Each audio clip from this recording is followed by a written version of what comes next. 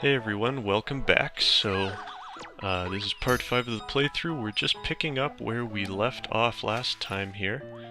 And I had just gotten another treasure, the third treasure, and I am now moving on with the level.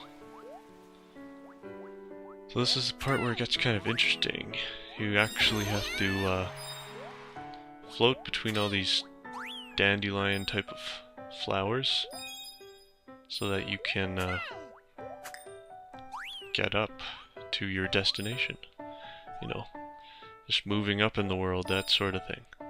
But as you'll see, I took quite a few falls because it actually took me a while to figure out what I'm even supposed to do here. I mean, I kind of knew what I was supposed to do, but it was really a matter of how to do it. And I thought, like, there had to be a way for me to swing onto that platform that I kept missing. But I couldn't seem to quite figure it out, and then I actually somehow missed the flower there, which is weird. But anyway, so I'm going up again. I'm trying to time this right so I can actually make it onto there, but I just can't. And at this point I was like, I don't even understand what's going on. And then it dawned on me that maybe I should go another direction. So, yeah, that's kind of what I started to think. I just was trying again and again, and it wasn't happening for me. But I guess that's part of the stuff you deal with in this game. But yeah, then I realized that you should actually grab onto the flower instead of trying to land on the platform. And that makes things much easier. So, hopefully when you guys are playing this, or if you're playing it, you will be well aware of that before you make the same mistake I did. But yeah, now it is definitely UFO time, which is awesome. It's pretty fun to be UFO Kirby. The main thing that he does is just suck things up with that little beam there that he has, and if you suck up enough energies or blocks or like any sort of solid object other than beads, then you can build up your strength and release like a charge attack, which is pretty cool. And I was trying to suck up those blocks, but I realized it wouldn't work. And then I realized you have to use the hollow blocks. But yeah, there's one of your charge attacks, which is quite powerful and pretty much like destroys everything around you. And I was kind of bouncing off of a bunch of stuff. This thing's actually harder to control than it might look. Like yeah.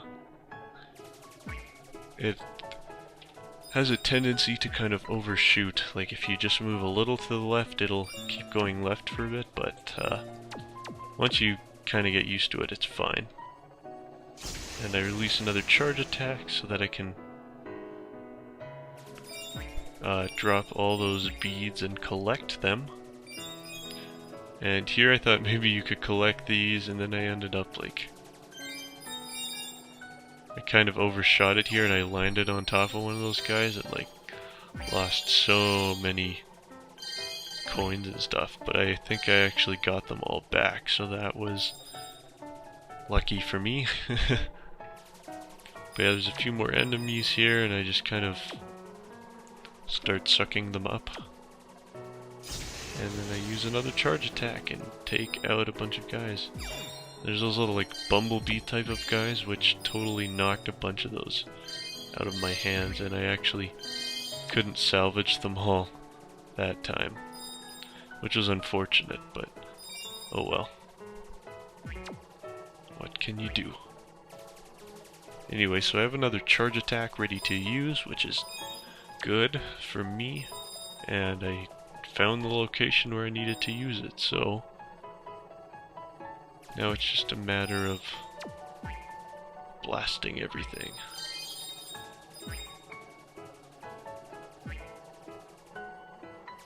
And for some reason I went back here, I don't really know why. But anyway, so I'm gonna go back to that vertical row of blocks, and that's where I'll use my charge attack. And now it transforms me back, and I've actually finished the level. So that concludes the level, but this part is not quite over yet. There's still a couple of things to show you. So yeah, that finishes the second level. I think that's a second level. Yeah, Flower Fields. That's a second level in Grassland. And I pulled off a gold medal and got all 3 treasures, so yay, that's good stuff. Good stuff. And I found the alarm clock patch, which basically just means that I have unlocked the next level. So the curtains will open and Dom Wool appears, and he's in quite a pickle apparently. And yeah, he's in a dire pickle of straits, so he says. That is quite the pickle indeed. But anyways, now we're gonna go back to the spare apartment which no one's living in right now. And he can't seem to find any tenants who will move into this building. So what are you supposed to do?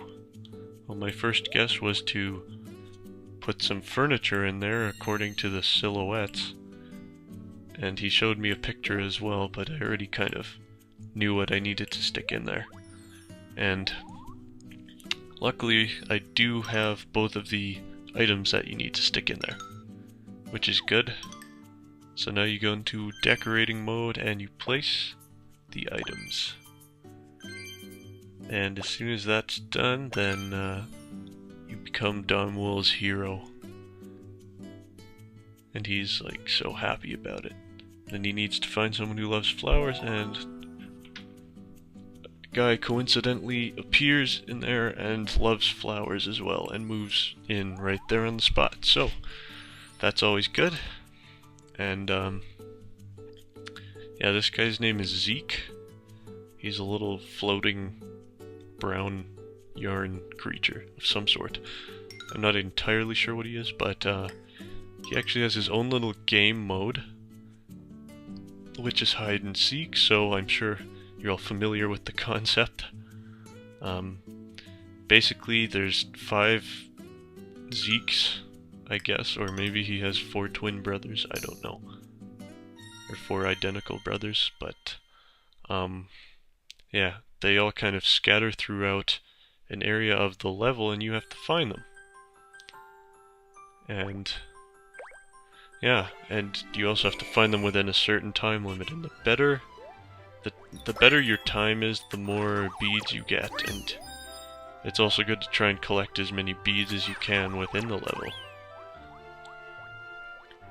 So I see, yeah, I already had found one guy at the beginning, and then I kind of figured there would be another guy up in the tree somewhere, but I didn't see him. So I thought, oh well, I'll just check another area. But then I see another guy there, and I was trying to knock him off of that platform. But then I realized I had to time it properly. And I didn't actually even have to pound him, I just had to use my whip. But yeah, that helped me find another guy, and then I kind of figured there'd be a guy down here, and sure enough there was. So that was good. Now I have 3 out of 5. But I am still looking for more. 2 more, in fact. And there's one right at the bottom of that geyser, so that gives me 4 out of 5. And now it's just a matter of finding the 5th one, which I didn't think would be too hard, but we'll see how that turns out. So I continue my search, hoping that he's somewhere around here. And I couldn't quite see where he was.